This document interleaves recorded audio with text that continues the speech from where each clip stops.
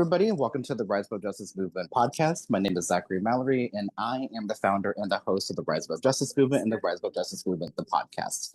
Today, I'll give a viewer discretion is advised due to the nature of the topics that we will be discussing.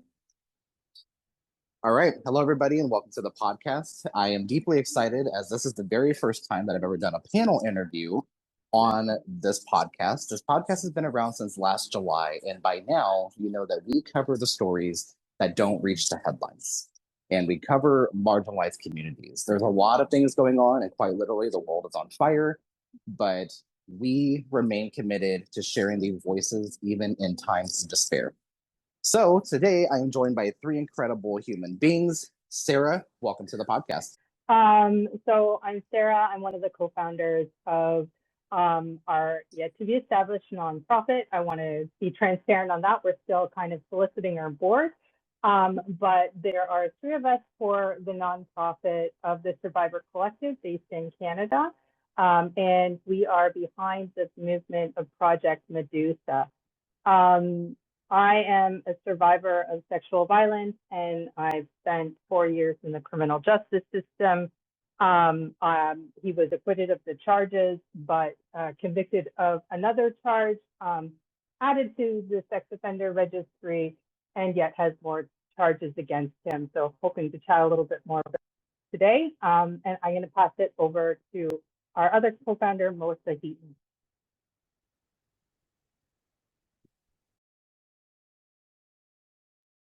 Hi, sorry. So I am also a co-founder of this nonprofit. And I was sadly sexually assaulted at 18 years old by the same person as Sarah. I was modeling, sent to a professional photo shoot through my agency, and was sadly sexually assaulted by someone posing as a photographer who was a very known repeat offender. And I was the first person to come forward and report him. Yeah. My name is Justine Hopkins, and I'm also a co-founder with both Sarah and Melissa. And I'm also a survivor of sexual violence. I experienced sexual assault by an individual who is a dating coach and a promoter, and he is well known. And some of the stuff that I'll be talking about is related to the dating coach community and the pickup artist community, and just overall the commodification of intimacy. But yeah, my mission is just to raise awareness about sexual violence and to educate people on new and emerging tactics. Absolutely. Thank all three of you for being here. And I know that this is going to be a deeply impactful and powerful conversation. So let's jump right in. Sarah, let's begin with you. So let's dive in a little bit to your story, give us a background on, who you are, a little bit about your story and the work that you continue doing, and what led you to being a co-founder of this soon-to-be nonprofit. So my story, what had happened to me in my incident goes all the way back to 2008. I initially didn't report what happened because, like many survivors, there's a fear of the he said, she said in the battle, and sometimes it feels like it's just easier to move on. And after the incident happened, my life changed. I switched directions. I cut a lot of people out of my life, and I put my head down, and I didn't confront really what had happened to me. And about 8 years later, who Melissa, now we know is Melissa had come forward. She was only 18 at the time.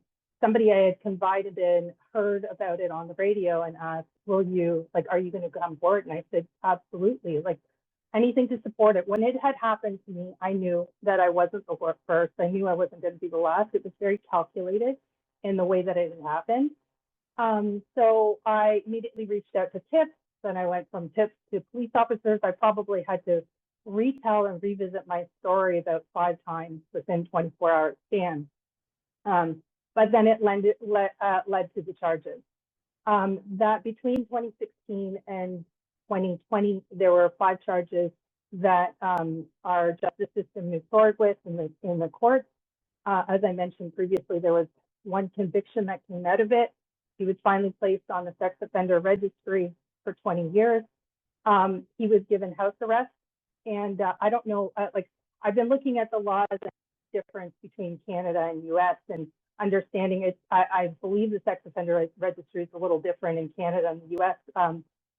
Here, even though they're on the sex offender registry, it's not public. So this individual continued to work in very environments with a lot of vulnerable women. And as I said, there's also now 3 more charges against him. Where I ended up here actually because I was thinking about starting a nonprofit after the trial had wrapped up in 2020. We don't have a lot of resources in Canada for sexual assault survivors. Right now, it feels like it's growing, but it could just be more by involvement. But voices seem to be getting louder about it. And then in November of 2025, another nonprofit had brought the 3 of us together for a press conference against the individual that had harmed myself and Melissa. And that's how we all met. And over the last couple of months, we decided to join forces and bring together our own nonprofit to fight the system, to do research, investigation, bring actual evidence into the justice system, and advocate for survivors across Canada. Yeah, absolutely. And, whenever you initially brought this idea of doing this podcast interview, you mentioned about navigating those systems involving influential figures. Now, obviously in the United States, and then also, as we learn more about the Jeffrey Epstein files, we also learn more about how complex that case actually is and how it ties into other countries and ties into other influential figures, etc. So whenever we talk about navigating those systems, especially involving those influential figures, there's a lot of media around it. There's a lot of, twisting these narratives, and there's a lot of, well, why didn't you report sooner? Or why didn't you do this? Or what were you wearing? In reality, it doesn't matter. So what has been a little bit of, and either one of you can answer this question, but navigating those justice systems involving the influential figures, what has that kind of looked like? And what are you seeing in comparison to the Canada system versus the United States versus the UK versus, everywhere else? What are you kind of seeing right now? I can see between Canada and US, Canada is a lot more private. Mm-hmm. It feels like, I don't know, I can't validate it with facts, but it feels like the perpetrators are a lot more protected here in Canada. And that's across the board. That's not just within media. That's within the criminal code itself. Their rights are far more protective than those of the survivors. Even when we go to court, it's not even us against perpetrators; it's the Crown perpetrators, and we're represented as witnesses. So we're just kind of evidence, and that gets dug into, and kind of we're the ones that are put on trial versus the individuals, where every questionable step or move that's made to align with the system is to protect the perpetrator. And that goes for the media. I mean, there's a lot more about Jeffrey Epstein out in the media. There are about some of repeat offenders here in Canada. One of our biggest cases in Canada was the John Gomeshi trial. That had a huge media following, but it kind of dropped off. There was questioning around it, but it definitely didn't reach the same level as obviously Jeffrey Epstein cases.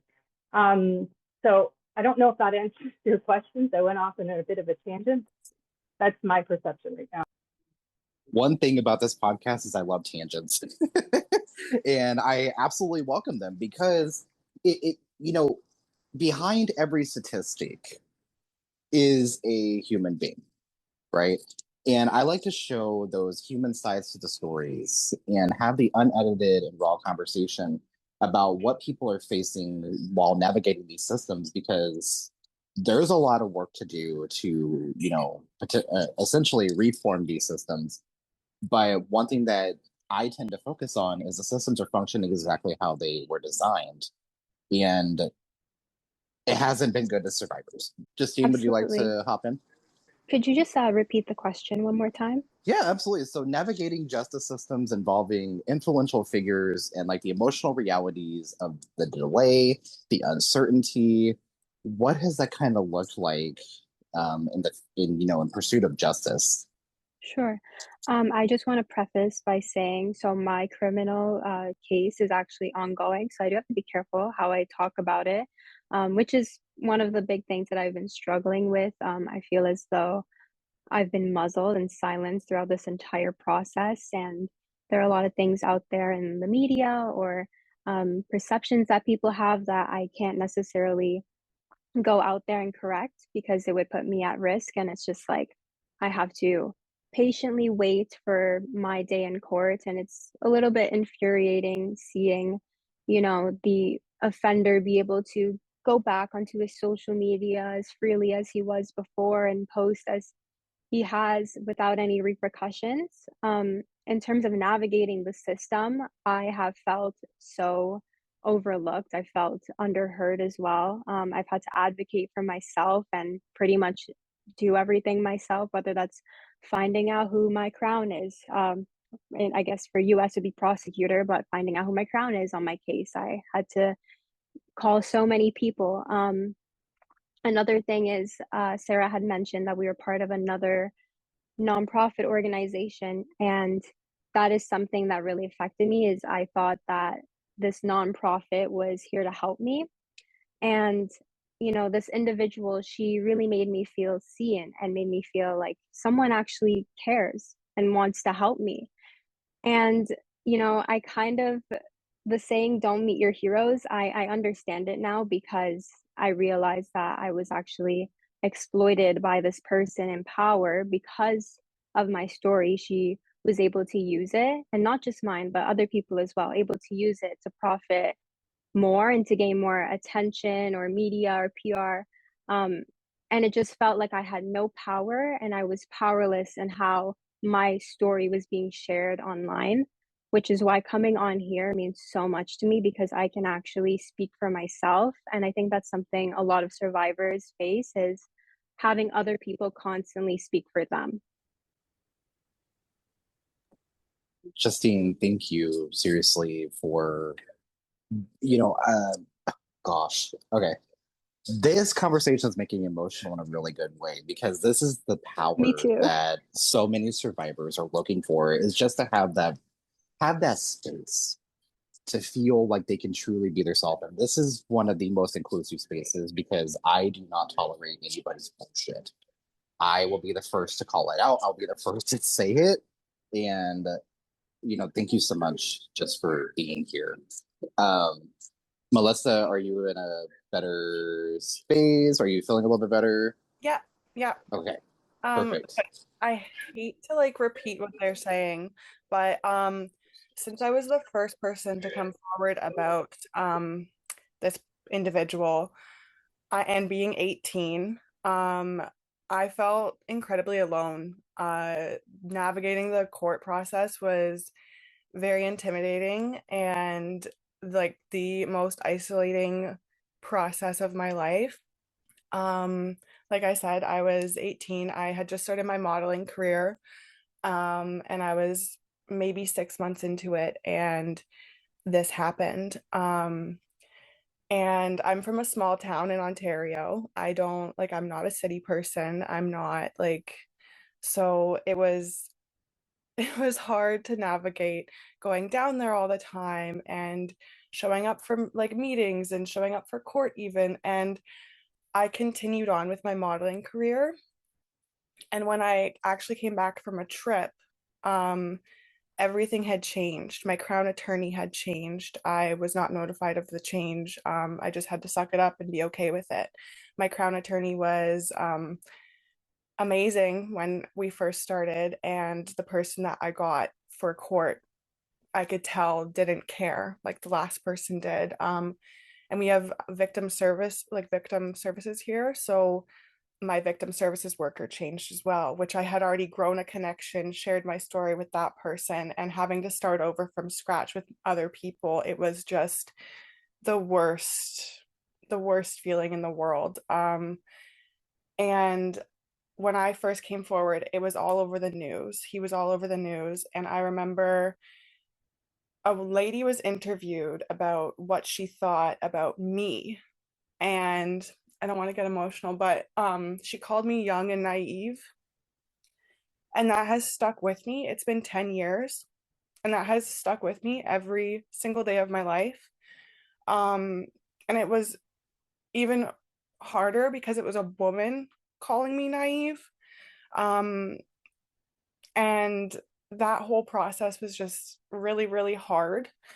And going through it alone. So I'm like so thankful for these ladies, and I'm so thankful for this opportunity because, like Justine has said, like I had nobody, and I went through it alone, and now having people and having a platform to speak about what happened to me, and it's just like really empowering and honestly has changed my life. All three of you bring this energy that is so incredibly inspiring. And I'm thankful to sit down and talk with all three of you. Now, Sarah, let's think about ethical reform. Okay. So, whenever we think about reporting to police or reporting to, or, just in general, reporting about your trauma, about your experiences, and whenever we think about survivors in general, we don't think that these systems are working in a way that's very ethical. So, whenever we think about ethical reform, what does that mean to you? And what would it look like in an ideal world for survivors?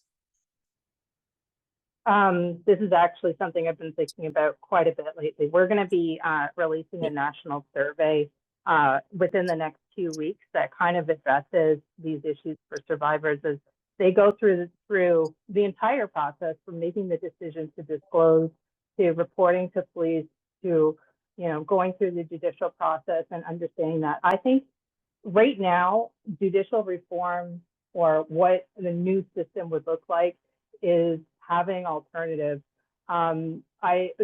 We know, I mean, most of the people that go through criminal, I shouldn't say that, I don't know for a fact, but a lot of people who go through the criminal process tend to go through a civil process afterwards to get the justice that they were actually looking for.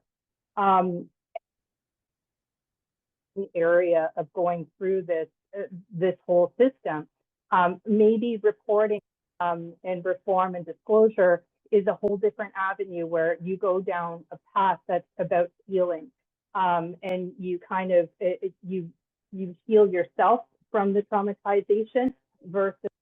But I don't want to say that because I think justice is required. I think that accountability is required. It's just so frustrating right now because I feel like it's so hard to get accountability from the systems that are in place right now.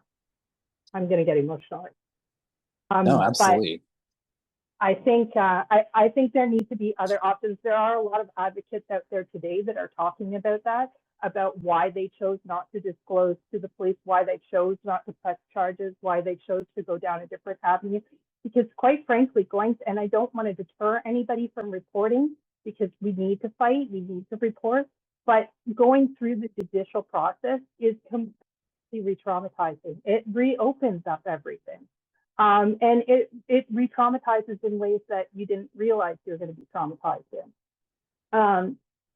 I feel like I'm saying the wrong things because, again, I don't want to discourage people from coming forward, but our system needs to change. And I don't, that's not just the Canadian system, that's the American system. We might have some differences in the way the process kind of rolls out, but the outcomes are all the same. And in the end, it's always protecting the perpetrator.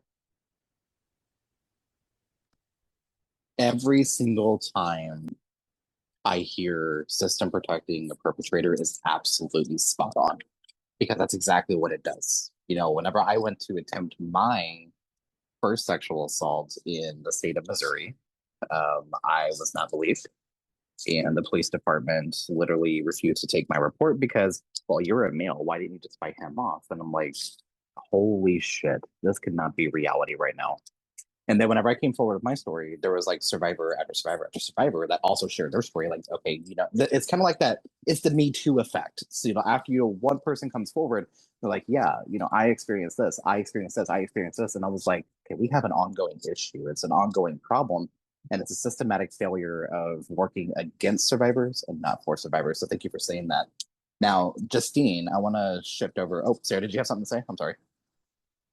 Going to add to that, and I think it's also needing support for survivors. Like in Canada or in Ontario, we've got victim witness services, but that's not proper support. There needs to be trauma-informed support to move through the process so it's safer. That's all. Yes. I'm very sorry that happened to you. Yes, 100%. Now, Justine, from a journalist perspective, and I don't consider myself to be a journalist necessarily. I'm just a content creator that literally gives a damn.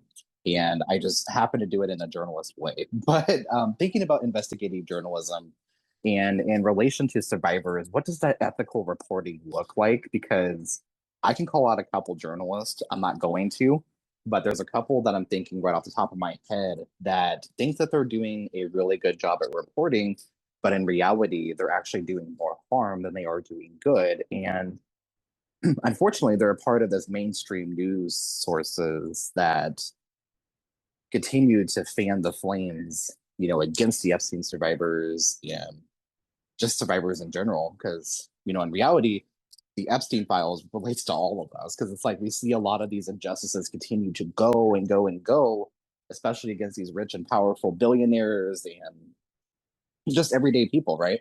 But whenever we think about investigative journalism and ethical reporting, what in an ideal world would that look like for journalists to take this, this topic a bit more serious because it is serious? So, funny enough that you mentioned that, I'm actually in school for journalism, and I consider myself an investigative reporter as well. My brother is also one, so I guess it runs in the family. Um, and this is something that, I've experienced myself too. And at the end of the day, we have to remember that journalists are humans too. They're people too. They naturally have opinions and biases and whatnot. And when you're writing, it's very hard to distinguish bias from fact sometimes, and it can be very challenging. I've experienced that myself where I've had to go over my work and be like, I can't say this. Like, this is my opinion, not a fact. To me, what I think ethical reporting would look like as a journalist dealing with survivors, obviously being trauma informed is number one. That I want to say is, yeah, being trauma informed, knowing how to engage with someone that is a survivor and has been traumatized, and understanding that certain questions may be traumatizing for them. And I would also say, association. And what I mean by that is I was contacted by journalists, and they were associated with people who had exploited me in the past. So naturally, I was very apprehensive to speak to them. And I would say, if there's a way for journalists to really ensure just overall transparency and accountability and get, sort of facilitate that reassurance to the individual that, hey, I am a journalist, I am not going to share these things, we have a privilege, I think that would really help to make victims feel a bit safer. But this is a really interesting question, and I think I would have to think about it a little bit more. I'm just kind of speaking on my own experience of what I've experienced. I've also had like the media unfortunately leak my face. I thought I was being very transparent with them, being like, I can speak to your interview, just please don't put my face in there. And then they put my face on TV, and I was very upset. So just making sure that you are understanding, whoever you're interviewing, their needs and what they need to feel safe, as clear as you can, whether that's writing it down or having an informal writing, just really communicating every step and every process and every decision that you're making to the person that you're interviewing. That's what I would say ethical and responsible journalism would look like. Use the keyword responsible and ethical. I'm here for this, and I'm actually writing that down because that's a point that I really want to hit on, in a couple other interviews that I have lined up with other journalists. And thank you for stating that. Now, Sarah, or actually, let's go into Melissa. So there's a lot happening, right? Now, my next question is, what are your thoughts on restorative versus transformational justice?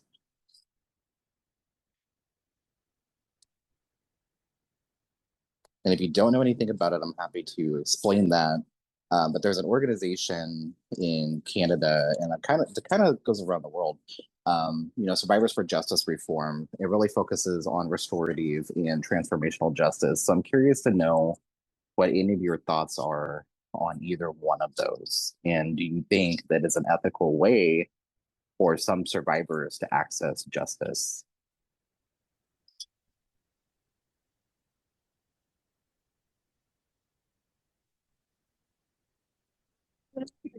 I think with I don't know. I think that is going to go to the case by case basis because I can see that it's making sense in one, no sense whatsoever in another. I'm going to flip it slightly in topic from there because it's going to case by case basis. So in Ontario, we have our own sex offender. There's a national sex offender registry, and then there's an Ontario sex offender registry.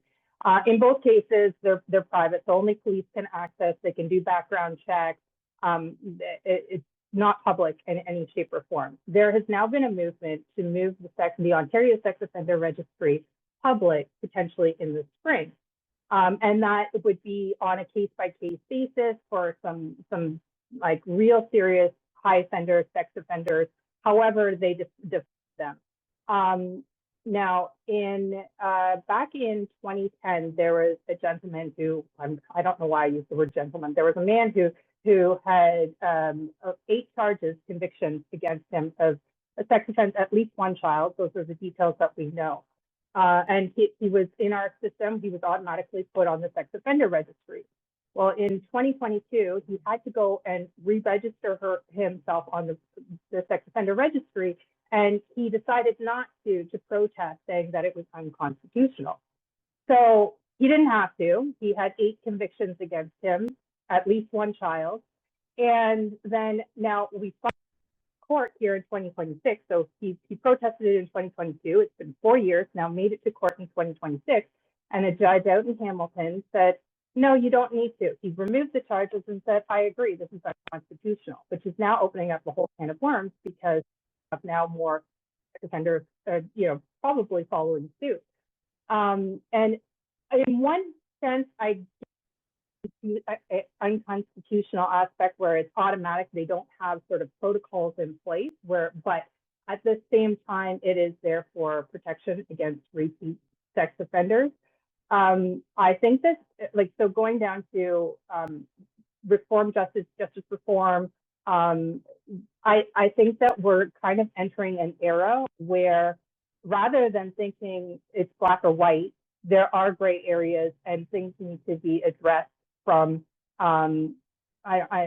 different types of scrutiny, looking at different characteristics of things. Maybe there's going to be, new criminal charges that come out from, I don't know, but starting to split and realizing that we can't just go down one path if we're looking for justice, and we're looking for, above all, too, we're looking to stop repeat offenses. We want public safety. So I just think that I don't know, that was a roundabout way of answering your question and saying that it's going to be a case by case basis, and in all cases there is opportunity for justice. I'm going to say that optimistically. Yeah, absolutely. I think that's the best way to explain it. And I have my own reservations about restorative versus transformational justice, and then obviously like the traditional way. I personally will probably never be able to experience the justice aspect, but I'm in a healing place that I'm okay with that, because I honestly don't know how I would be being able to face to face with the two perpetrators that I have, I don't honestly think that I could go face to face with them. I would probably get my own charge. But anyway, so thinking about, the journey and being co-founders of this nonprofit, what are you hoping to continue doing? And how is this nonprofit going to be structured to be kind of like a standout for people who are involved in other organizations, to be frank, I've been a part of organizations that I felt like I was exploited myself. So I founded my own.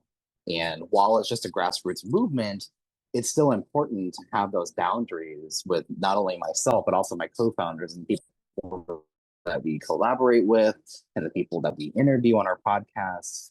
But, and this can be a question for any of you to answer, what are you hoping this nonprofit will continue to do? Once it's officially formed, what do you see you doing as a part of this nonprofit?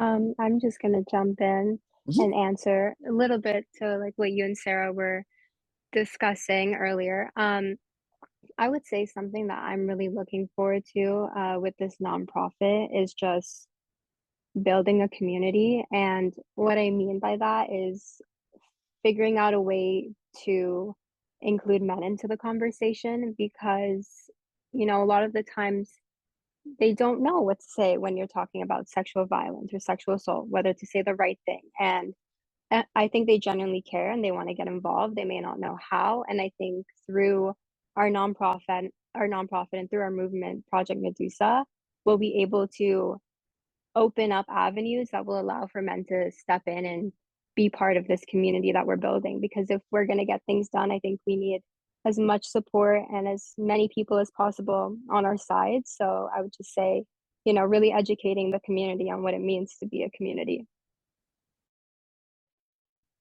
I'm going to add to that too. I think, as I mentioned earlier, I think we're entering an era where there is reform happening.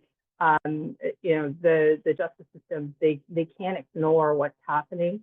We're getting louder, our voices are getting louder. And what I'd like to see more, so my background is, it's in marketing. Anytime I've dealt with leaders, it's been, well, bring me the facts, bring me the numbers, show me why we should change the system this way. And so I'm sort of approaching it the same way, where I'm looking for the numbers, I'm looking for the facts, and I want to come there. So because facts can't be ignored, facts cannot be disputed. And then at the same time, being part of those discussions around what should we change, how should this change? And it's not just my voice, our voice, it's also understanding within the community who has the expertise in this area, who has the passion in that area, inviting them into the conversations. It's sort of having that arm branch, like if we can move together as a movement and bring in the right weapons at the right time, then we can influence change in the right way. That's what I can say. Absolutely. Melissa, do you have anything to add to that? So for the original question, what you were asking about, like how our nonprofit is different. We keep going back to a nonprofit that we spoke at a press conference for. And I think what makes us different is we're actually the survivors. We survived sexual violence. We survived sexual assault. In that situation, that person was not a survivor of sexual violence or sexual assault. And I think it was very frustrating. So that kind of drove us to want to do our own thing. So we're not speaking about survivors, we are speaking as survivors. And I think that's at least what I'm really looking forward to, is giving people their voices back, because that's a huge thing that I think a lot of people struggle with when going through everything, is losing your voice, losing your story, losing who you are. And I really want to help give people their voice back. Wow. I absolutely agree. And thinking about your next steps and thinking about, where you'll continue going, Sarah, what about you? What are you hoping for this nonprofit to become? And would you agree with like Justine and Melissa, in saying it's time for a change? Because it's obvious it's very time for a change. It's 100% obvious. And we need those organizations that are survivor-led, survivor-focused, because oftentimes in the nonprofit space, it gets very toxic and it gets very exhausting. And the burnout is absolutely real because people, it's like you're constantly spinning your wheels at trying to understand the complexity of justice, because oftentimes justice isn't necessarily a destination and healing is enough for some people. But thinking about that and think about this nonprofit, what are you hoping to kind of see happen, Sarah?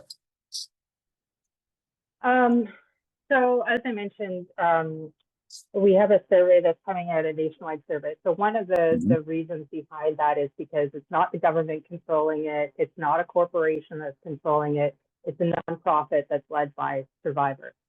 And so hoping with that as, the foundation of it is, pulling in more accurate numbers than what we're seeing out there. And we know that the numbers are way worse than what we're seeing. And starting with that and looking at the different areas where, what are some areas that we can fix right away, whether it's by implementing new systems through the nonprofit, it's working with the government, it's working with partners. What are the things that we can implement right away? What are some major long-term goals that we really need to, work with the government, work with the justice system, have ongoing meetings about, and really force our voices in there as survivors. So getting that data and pushing that out and building that community and that movement across Canada. I mean, that's the way that that's what I want to see in the first year, having that come out and survivors knowing that the Survivor Collective and Project Medusa is a safe space. It's a place where you can have your voice heard in however context you want. Like if it's just to have somebody to talk to, or you want a platform to speak out, it's a safe space for survivors.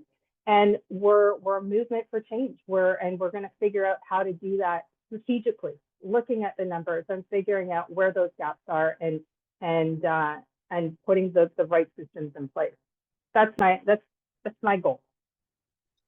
And I think it's a very sustainable goal too. And I'm excited to continue watching the growth of this, continue, watching this transform into beyond a nonprofit, but also just a safe space.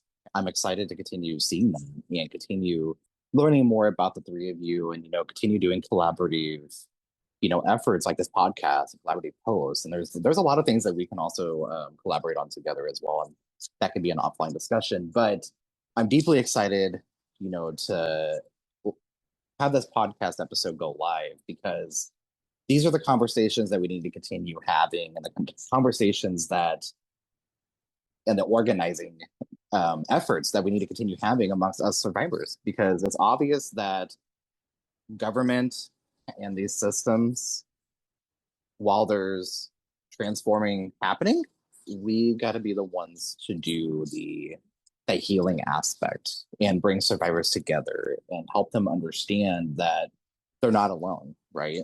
And unfortunately, some survivors are no longer here to see justice.